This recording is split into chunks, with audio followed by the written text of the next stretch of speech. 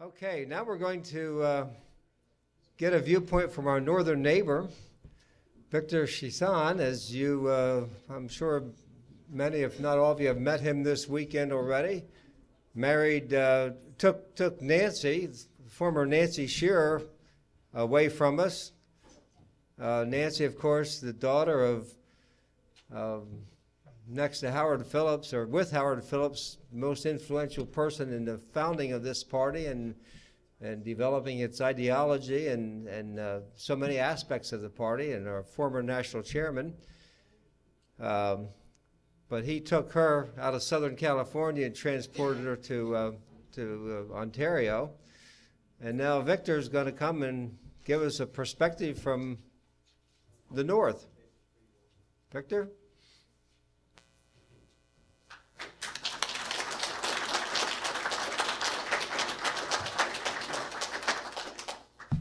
Thank you, Jim. So I'm a kidnapper. Okay. I was wondering why I was getting a lot of angry looks. Okay. U.S. lost, Canada gained. That we did. Nancy made me promise not to embarrass her, get all gushy, and there she is up there hiding behind her camera. Hi. I'll do my best, dear. That's a little better. Well, I don't know if it's better, but you can probably see my face now. In Flanders fields, the poppies grow between the crosses, row on row, that mark our place, and in the sky the larks, still bravely singing, fly, scarce heard amid the guns below. We are the dead. Short days ago we lived, felt dawn, saw sunset glow, loved and were loved, and now we lie in Flanders fields. Take up our quarrel with the foe. To you from failing hands we throw the torch. Be yours to hold it high.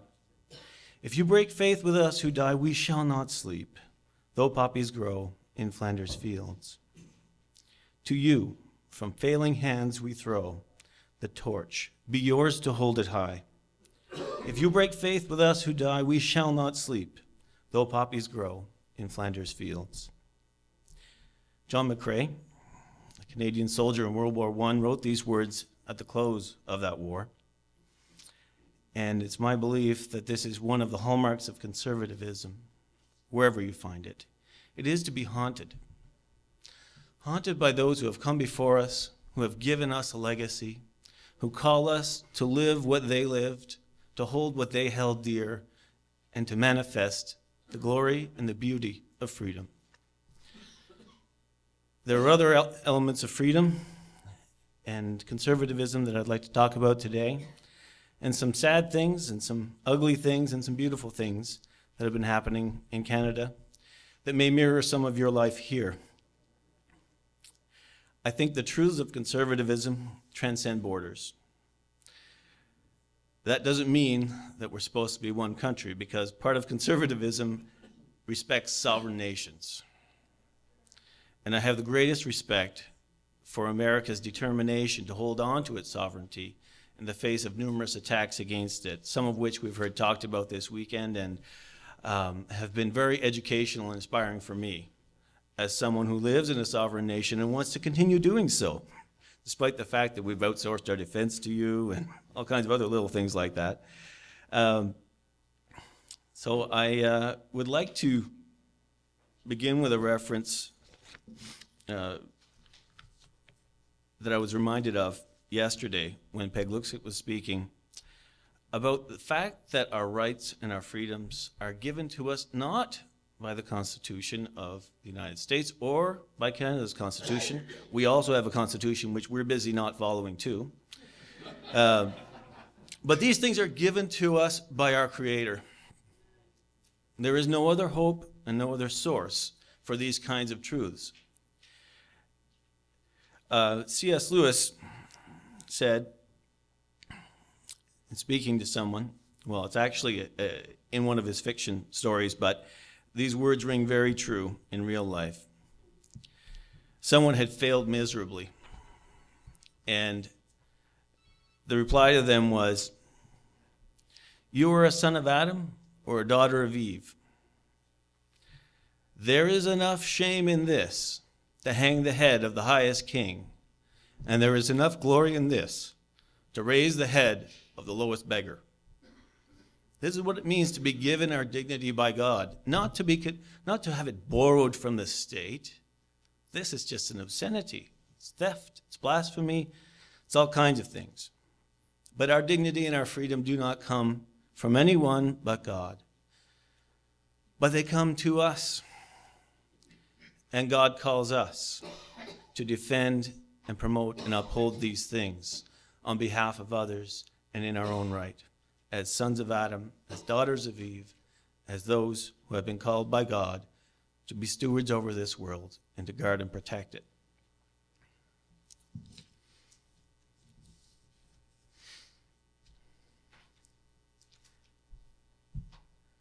Some great battles have been fought here in the United States, in Canada, and elsewhere to protect such fundamental rights: freedom of speech, the right to own property, many others.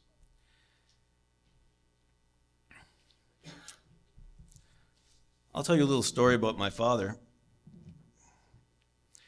He was a farmer, rural Cape Breton. Not that there's an urban Cape Breton, but you know.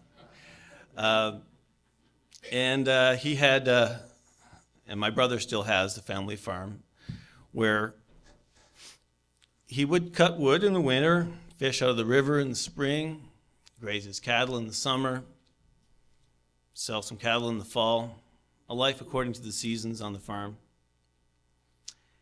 And it came about, as these things do, that the government decided to help the farmers.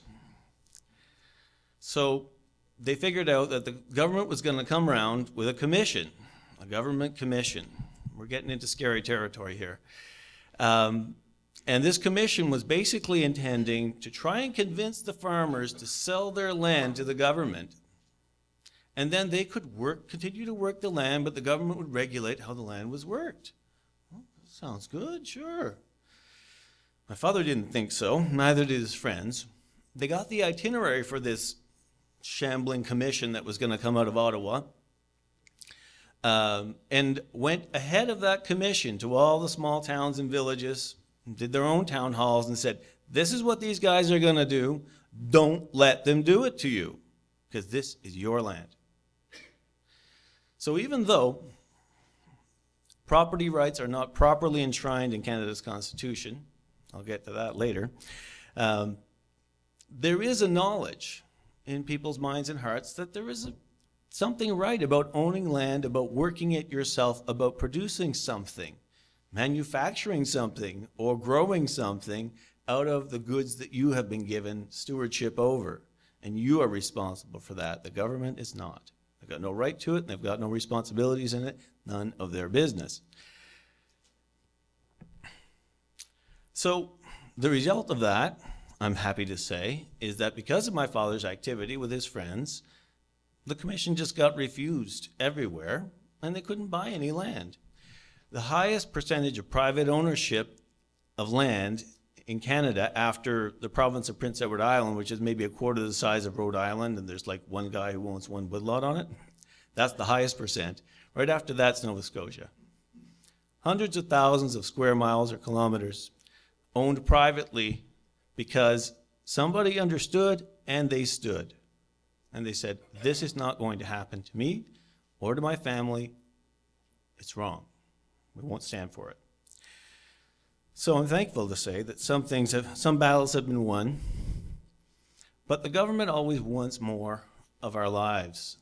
Why they want it, I don't really believe in conspiracy theories per se, but all you have to do is know human nature to know that there's a kind of natural greed and a kind of willingness to betray our dignity that is inherent in the human condition. I think someone yesterday was talking about how you have to know yourself and know your enemy. And if we don't know that we are our own worst enemies when it comes to how we govern ourselves, then we're in a bit of trouble.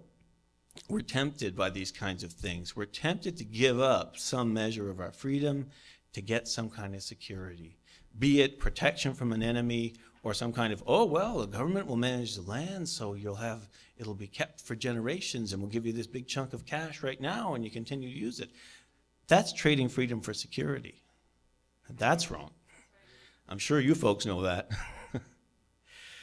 So, that was a small victory for which I'm thankful to have inherited, and which I hope in some small way to perpetuate. So Nance, you're not the only one haunted by your father. I had Bill Shearer's watch here today, by the way. We couldn't have auctioned this off, but.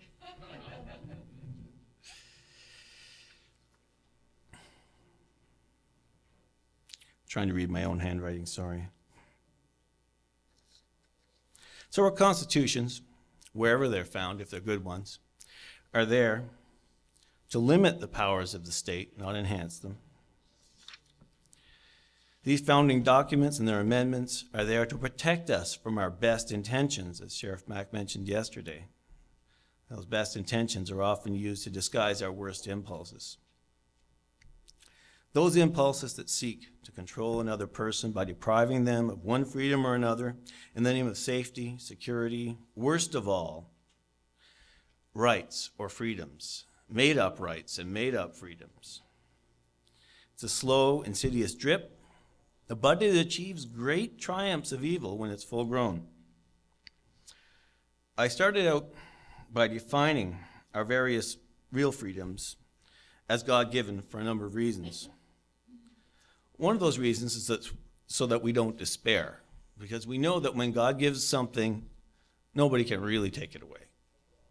The person who receives it might be able to throw it away, but no one can really take those things. Another reason is so that we can spot counterfeit freedoms or liberties. You know how it is with counterfeit bills. Not that either Canada or the US has any real money, but if we did, imagine a world where you had real money, and then in that world, there are people who are professionals at identifying fakery. But they don't get good at identifying the fakes by looking at all the different kinds of fakes. They get good at identifying the fakes by knowing what the real thing is. So when you know what real freedom tastes like, what it feels like, how it moves in your spirit and your body, and how it unites people, like the people in this room are united, when you have that, you can spot the fakes a mile away. You have to have that, though. And thankfully, because it's given by God, these things are written in our hearts. Eternity is written in the hearts of men. We have the witness of conscience. We know what real freedom is. And we know that it's not the freedom, for example, and we know it's assigned to persons, people, not to corporations and so forth. We know that those freedoms are not to be traded away for anything. And we know that the fake ones come and go like the wind. They're fads. They're moments of, oh, what about my right to not have my feelings hurt? What about my right to win the lottery? What about that? I've tried, but, apparently I have to buy a ticket. Now, what about my right to win the lottery without buying a ticket? What about all that, No, apparently that's not real. And reality just militates against these kinds of things, but governments keep building them up. And what gets passed off as rights are really entitlements or other things like that, or privileges that are, offered to people with the best of intentions, but suddenly they become a right. And it's a real problem in Canada as much as it is in the United States. The particular kinds of rights that get manufactured by the United Nations or other special places depend on what people are most afraid of at the moment. I'll say a brief word about the United Nations, if I may. I saw this lovely little flyer from, I think, the John Birch Society. Yes. Getoutsout.org. Fight terrorism, get us out of the United Nations. I like that. Canada, unfortunately, and regretfully, has had a lot of sympathy for the United Nations causes over the years, and I regret that deeply. And Canada recently tried to get a seat on the UN Security Council. It's a temporary floating seat that goes every couple of years to a different nation, and Canada applied for this. And there's a lot of complaining buzz in the Canadian media about how, well, the Americans stopped us from getting this seat. I'm here to thank you. Thank you so much. I was never so happy as when we failed to get a seat. Where was I going when I interrupted myself? If only I had better manners. Well, in Canada, we're very polite.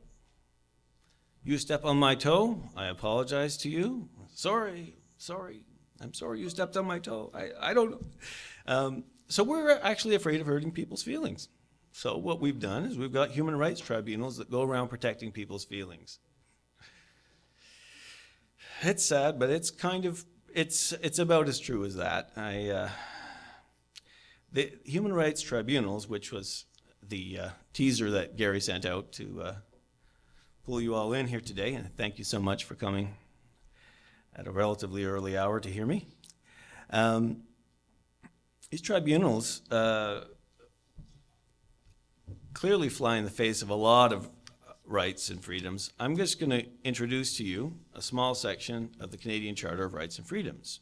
It reads as follows. Section 2. Everyone has the following fundamental freedoms: freedom of conscience and religion, freedom of thought, belief, opinion, and expression, including freedom of the press and other media of communication, freedom of peaceful assembly, and freedom of association. No problem, right? Any objections? Sounds a lot like what you folks enjoy down here, except you're actually enjoying it. Our enjoyment has been limited, shall we say, by some machinery of state. The Human Rights Commissions, federal and provincial, are attacking these fundamental freedoms, most especially the freedom of speech, but going so far as to attack the freedom of conscience. Because what they play on is Section 13 of the Canada Human Rights Act, a disaster that occurred in 1977 in Canada, where Section 13 of the Canada Human Rights Act is called hate messages. And many observers at that time predicted that this would become an instrument of ideological censorship, a way to shut people down that you don't agree with. I don't like what you're saying.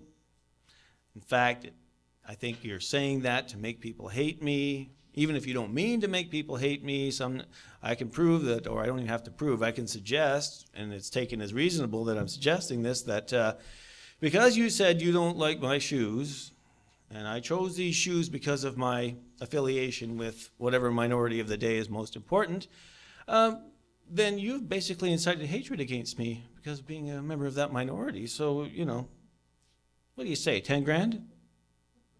Come on. No? Doesn't sound right? Fair? Equitable? It doesn't, it isn't, but it happens. The usual cases are more extreme. The ones that get publicity are, you know, they'll talk about it. Oh, well, you know, we stopped this neo-Nazi hate group that was on the internet from spreading hatred, so the human rights commissions and tribunals are worth it. Well, no. What they say, hateful speech is hateful. And it needs to be denounced, but not by the government shutting it down. The common sense of the people. What about that? You know, that, oh no, well, the people, we can't trust them with that. Who knows what they'll do with it? Well, we know what we'll do with it. You know what we'll do with it, and you'll be sorry. That's what it's really about. It's about control. The government's using this as an occasion to expand its powers into your personal life, your everyday affairs, your ability to write a letter to a local newspaper. As a pastor in Alberta, Red Deer, Alberta, Pastor Stephen Boisson wrote a letter saying that he disagreed with homosexuality, thought it was wrong, didn't think it was appropriate, and didn't think it was a good cultural influence on young people, and various other things like that. He didn't mention any hatred toward any person. He did not express hatred toward homosexuals, but he did express concern about the agenda of this particular movement, that it was corrupting society in his view. For his pains, he had someone not sue him in court. In Canada, probably, I don't know if this is true here, but in Canada, if I sue you because I think you've hurt my feelings, or for whatever reason, or because I think that you've attacked me in a way, libel, for example, said something untrue about me or slandered me, then if I fail in my lawsuit, I pay your costs. So it makes people a lot less litigious, right?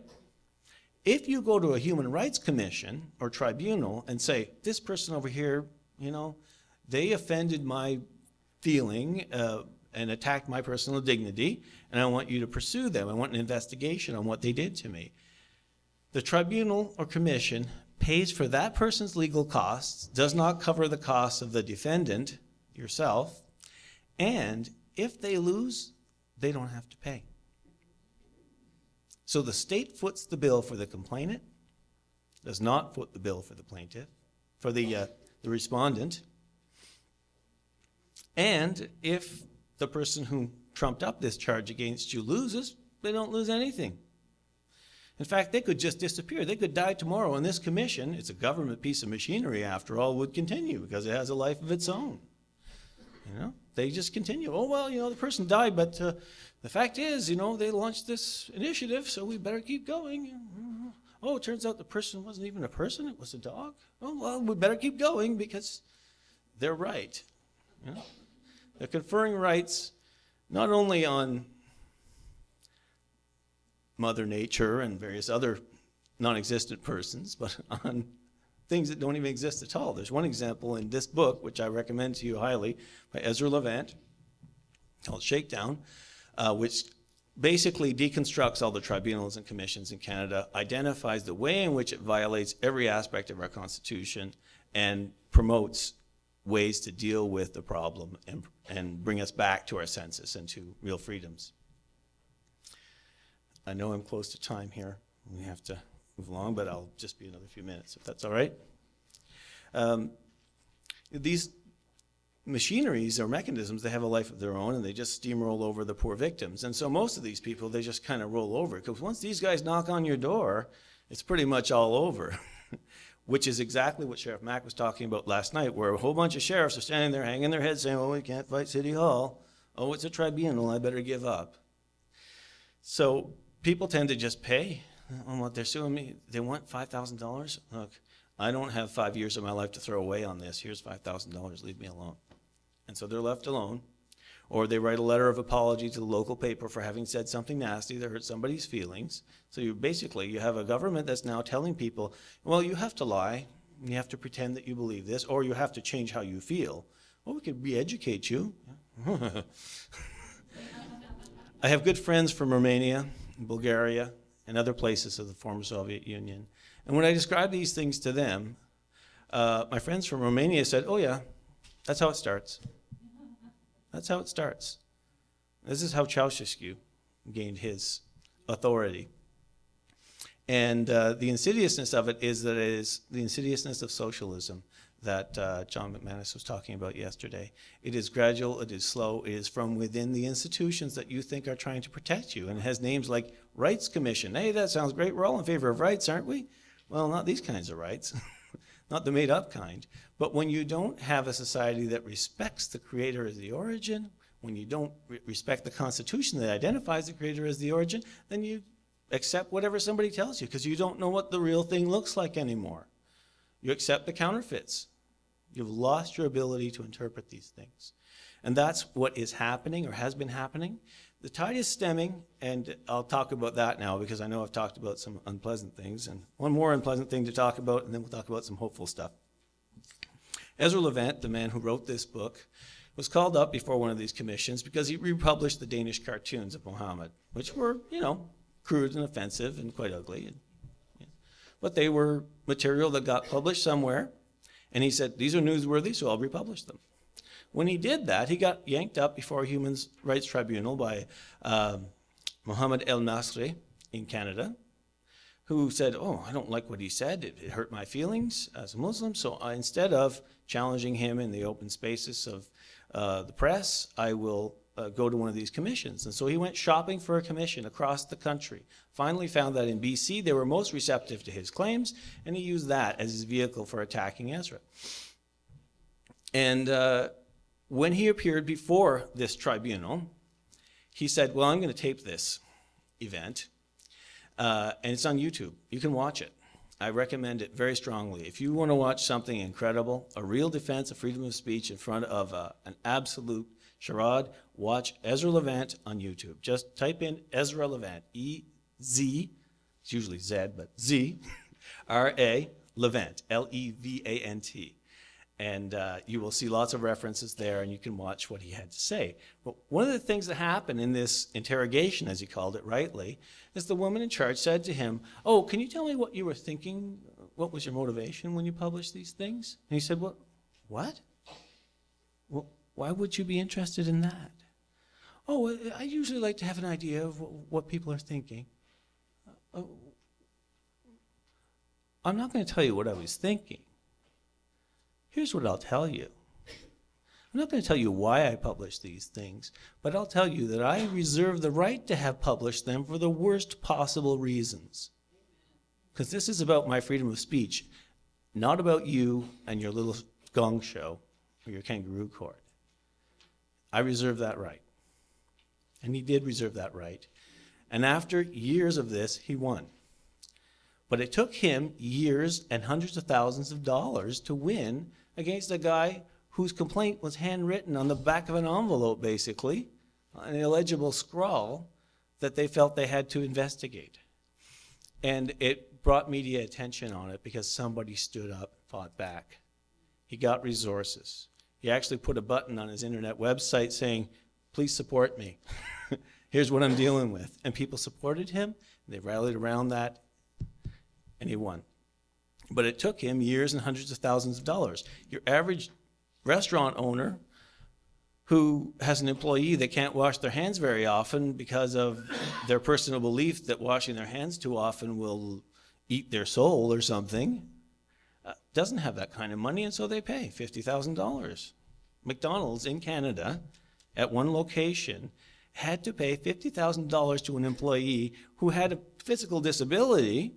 You know, there's some sensitivity in their skin that they couldn't wash their hands often enough to be a McDonald's employee. So be an employee somewhere else, right? Oh no, I'll just sit here at home and sue them instead. Make $50,000. Heck, that's twice my annual salary. Why not? Anyway, one last sadness, and this is really quite an obvious infringement of constitutional rights, because there was a man in British Columbia who decided he wasn't a man anymore. And as part of his transition therapy, he wanted the right to counsel women who had been victims of rape. That's what he wanted. This was his right. I'm trying to imagine something more perverse, and I'm sure you are as well, or don't. You won't find it. This is what he wanted. He wanted this right. And so he pursued it. He said, oh, he shows up at the shelter, said, well, you know, I'm transitioning and I need your help, and this is what I'd like to do, and that's my way of, you know, respecting women. And they said, no, sir, ma'am, I'm afraid we can't do that. It's not appropriate. Oh, I have a right to this, and off he went to a tribunal. The tribunal found in his favor immediately. Right? This is the kind of train wreck we're talking about. But the shelter said, we can't have this. And they fought back. And they fought back some more. And they fought back some more after that. And they used the resources that they would have used to help women in real distress, to fight a man who created some distress for himself. They used those resources, and finally, after 10 years and $150,000 of fighting, they finally won. So, at least it's possible to win. And these cases have been gaining more and more publicity in Canada, more and more embarrassment for these commissions, because like every other violator of freedoms and rights, their means of activity is just as crazy as the things they're pursuing, and illegal. Some of these guys who wanted to fight hate speech on the internet, they were logging on to neo-Nazi websites under pseudonyms and trying to foment, to entrap these guys into saying hateful things by saying hateful things themselves. Half the traffic on some of these websites was from the government trying to justify their own positions and existence. They went so far as to hack into a private email account, not email, internet account, an ISP provision to a woman's home. They hacked into that so they could do these things anonymously. They hacked her internet access so that they could pretend to be not the government doing this. And they got caught. And they got caught badly, and they got public, and they got shamefully embarrassed, and that's all good.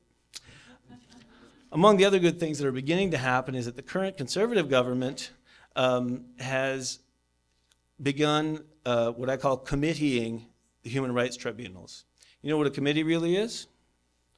It's a dark alley down which you bring an idea just before you quietly strangle it. So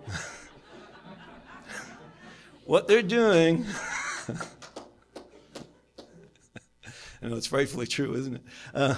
What they're doing is they're not defunding, but they're not rehiring when people leave. They're putting absolutely incompetent people instead of clever, evil people. They're putting not so clever dupes into positions of authority, and it's strangling under its own weight. Because these kinds of machines, I mean, they're not built to last. They're hopelessly incompetent to start with. Anyway, so those things are happening. New freedoms are being brought forward. Well, old freedoms, but being newly brought forward. They want to strike the provision that identifies hate speech as a particular kind of crime from the Canadian Human Rights Act, because it's, as one MP said, you could drive a Mack truck through this loophole, and we can't have that in this country. So we're working at it, we're moving forward, and I'm so thankful to have been here this weekend to hear what the kinds of things that you folks have to say, the kinds of battles you're fighting, and the hopes that you have for freedom here in the United States. I join you in spirit and just on this occasion in flesh in that battle. And I'd just like to end by recounting a story that many of you will know. The Israelites were in the desert, surrounded by enemies, awaiting their own death. And so they went to Elijah, the prophet of God, and they said, "What are we supposed to do? Ask God, what are we going to do?" Elijah says, "Well, God wants you to dig these trenches out in the desert. We're dying of thirst, and you want us to spend what little water is left in our bodies sweating into these trenches? What, are you crazy? This is what God wants you to do. Do it or don't." So they did it. They dug those trenches over the night. And after the trenches were dug, it rained. And that rain came down and watered their horses, gave them water. And the shine of the sun off the trenches, the water in the trenches, confused the enemy and put them to flight. Enabled Israel to rout its enemies and gave them a great victory at a time when there was no hope. Many of you have been digging in the trenches, and I bless you and I thank you. God bless you. God thanks you. Heaven looks down upon us. The cloud of witnesses is praying for us. And we can be thankful that we're here today. And I thank you so much for your efforts on behalf of freedom, on behalf of your own country, because it is a beacon to the world. Thank you so much.